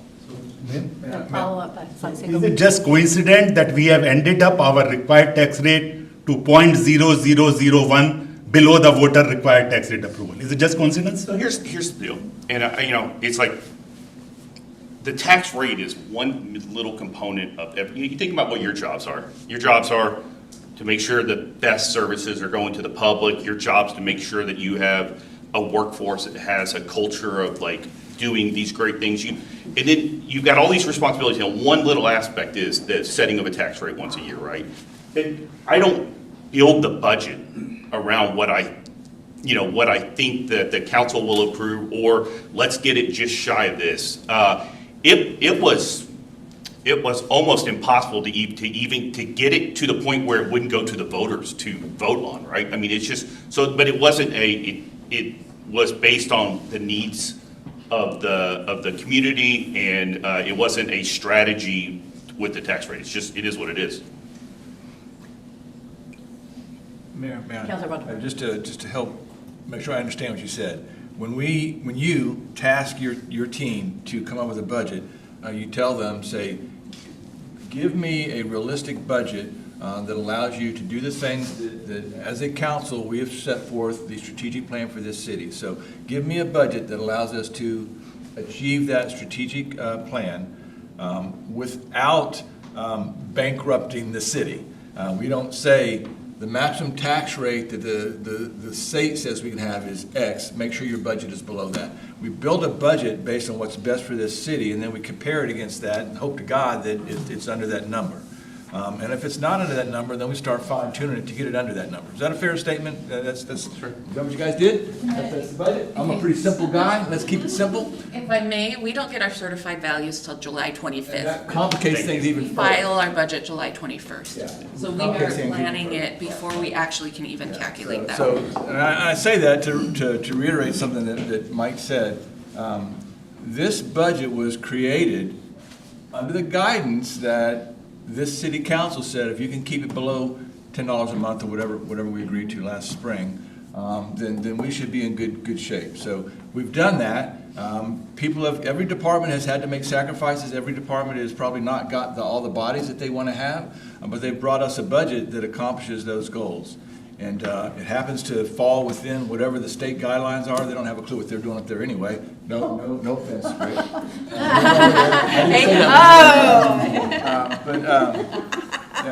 It's a lot of effort into this, and do we gain anything by doing the exercise that says, okay, if I cut 20 people, what is the impact on services? Do we gain anything by doing that? Does it change the outcome? I probably don't know the answer to that until we actually do it, but it's certainly it's a lot of work, a lot of effort that will have to go into that, and I'm not sure that we do really get anything out of it. But anyway, that's where I'm at. Somebody asked the question, have we changed anybody's mind? So if no one's changed their opinion on things, then unfortunately, Mike, I think we have to go through that exercise. If this conversation has swayed anybody's opinion, speak up now and let us know, and we can save everybody a lot of time and effort. So, anybody, I'm not asking for a yay or nay. Does anybody's mind change? Okay, so that means everybody's mind changed. Okay. Anybody's mind change? No. Rick? No, Okay. look, we're talking about a 1.2% increase or a 2.2 increase. That's where we are. Several of us have to see where that may impact our services that we're providing and our team. There's no question that what you went through, Mike, with your team, and Michelle and the finance, or every department, was worthy of our consideration. There's no question about that, okay? We're just asking if we should increase the tax rate by 3.4%, 1.2 cents, or 2.2 cents. That's the question. Here's my frustration. And the least of y'all's worries should be the frustration of a city manager, right? But the city's always been very strategic. We put a lot of time and effort into being strategic, and we, put a lot of time and effort into the spring retreat. And Councilman, with all due respect, your position today was nowhere communicated then. It was never in the position. With only going up to inflation, or we're comfortable with only this. And so a lot of time and effort went into this, a lot of time and effort. And it went into trying to build something that would meet the policy of the council. And so like this change, it's a change. And it's not what was discussed, and it's a lot of work that's gonna go into it. And there is a cost to it. So we're sitting here a couple weeks out to where now we need to come up with this alternative plan, and there is a cost to it. Like there will be a cultural cost to this workforce. There will be. There has been in the last hour and a half. That's real. And it's not just as simple as there's people not here, we're gonna cut those people. No, it's real. And so the frustration is just like, why are we doing the spring retreat? Why are we getting policy? And then we're, the rationale is changing at this point. And so my job is to go do this. We're gonna have a workshop. We're gonna come back. I need everybody to understand what the cost of that is and what the impact of it is. And we've got a lot of really smart people that work here. They're gonna be able to figure out, the reality is, I mean, there are, I'll say, peers of mine that are really good at trying to bring back really painful things for the council. Like, that's not who we are. We're gonna bring back the thing that we believe would have the least impact, not the things that are gonna hurt the most, right? But we've got to pivot now. We've got days to do it in, and we'll figure out how to do it. We'll have a workshop, and we'll figure out where we go from there. And I'm gonna add, Mayor, if I may, add to that, there's also, Mike said there's a cost to doing that, and there is. And part of that cost is just the time that the staff will spend doing this. But part of that cost is, what is the staff in general, what's their mindset now? Are they starting to think, okay, maybe this council's not as pro city as other councils, maybe I should start looking around for a job. And we don't want that to happen. We have good quality people here, and we don't want to start sending a message that we don't value what they do. So just. But Councilman Miller, do you have anything? Oh, I'll just bypass. I was Okay, gonna make a Councilor Single. comment. So I will just reply to the comment that the fact we are asking for 1.2 cent increase is nowhere saying we are not pro-city. So I actually Right. take offense to that comment. I do too. That some of you are not pro-city. None of this discussion is anything to do with the caliber of people, the performance of the people. There's nothing. I really appreciate it. So I think that is really very offensive comment what you made. Now, I appreciate what Mike said is, it's a painful exercise, I agree, but it has to be done because at least 3 council members want it. Let's do it. I appreciate your willingness to come back with the least painful option. Because if you really wanted to be nasty, you could really come back with cut public safety or whatever. So I really appreciate, let's work on it. Whatever will have the least impact on the overall service to the people, but you still highlight what impact it will have, and the council can make a decision. And if it needs an additional workshop, so be it. Okay. Councilor Ron. Just to respond to that, I didn't mean to say, I didn't think I said this, but I certainly didn't mean for you to interpret it that we don't care. What I'm saying is, when we start having those types of conversations, the troops start second guessing. Are we still valued the way we used to be? It doesn't mean that we as a council value them any less. It means they may start thinking that way. It may somebody who's on the fence, somebody who's been offered a job, but they hate to leave this city, now they may second guess that decision. That's all I meant. I wasn't trying to imply that we think any less of them. Yeah. Follow up. Okay. And I think one way to achieve that is having a real council workshop with only council and possibly Mike present in the room where people can speak openly. I am of the habit that even when 20 people are watching, I speak my opinion. I understand the impact my words may have on people, but I do. But there are other council members who possibly do not speak, or maybe did not speak in the retreat, but maybe a closer group with only council and Mike, some of this tough decision well in advance of the budget being filed would be helpful. That's not allowed under the Texas rules. Yeah, can't do Texas that. state law, to But have council- executive session on budget-related things like that. Councilman Jacobson? Yeah, I don't know what positions you're gonna cut, but not that long ago, I attended, I forget what the monthly meeting is, and Frank Liu, our developer, who's doing Lake Point, by the way, the best developer we could have possibly hoped for, spoke about how fabulous an experience he had with the city of Sugar Land and the staff, and he had never, ever had such an experience before. And that's why he decided that he was going to come into Sugar Land. And he told this to a group of developers. Yes, in Houston, not local, in Houston. And he sung our praises like you couldn't even imagine.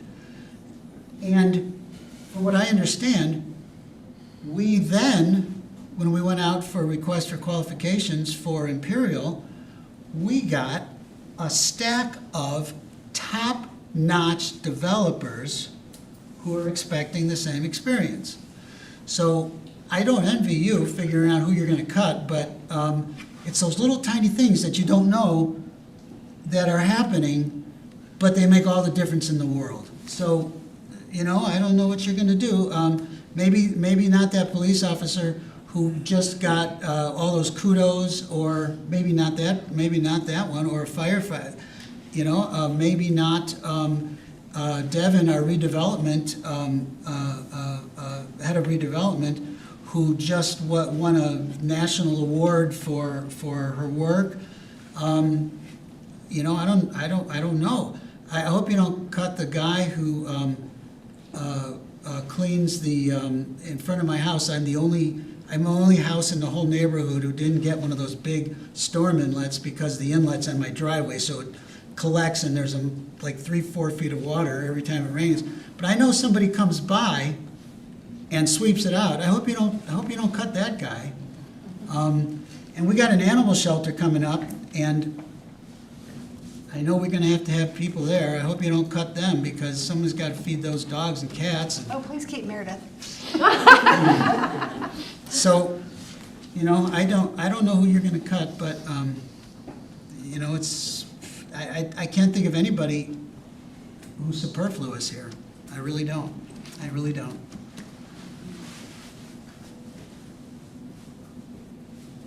Okay, so do we want to set a date? Can we set Well, a Michael date? will Let us- have to go back. Yeah, get back, with it. yeah. Yeah, because we do have to have an approved tax rate and budget by the end of next month, so.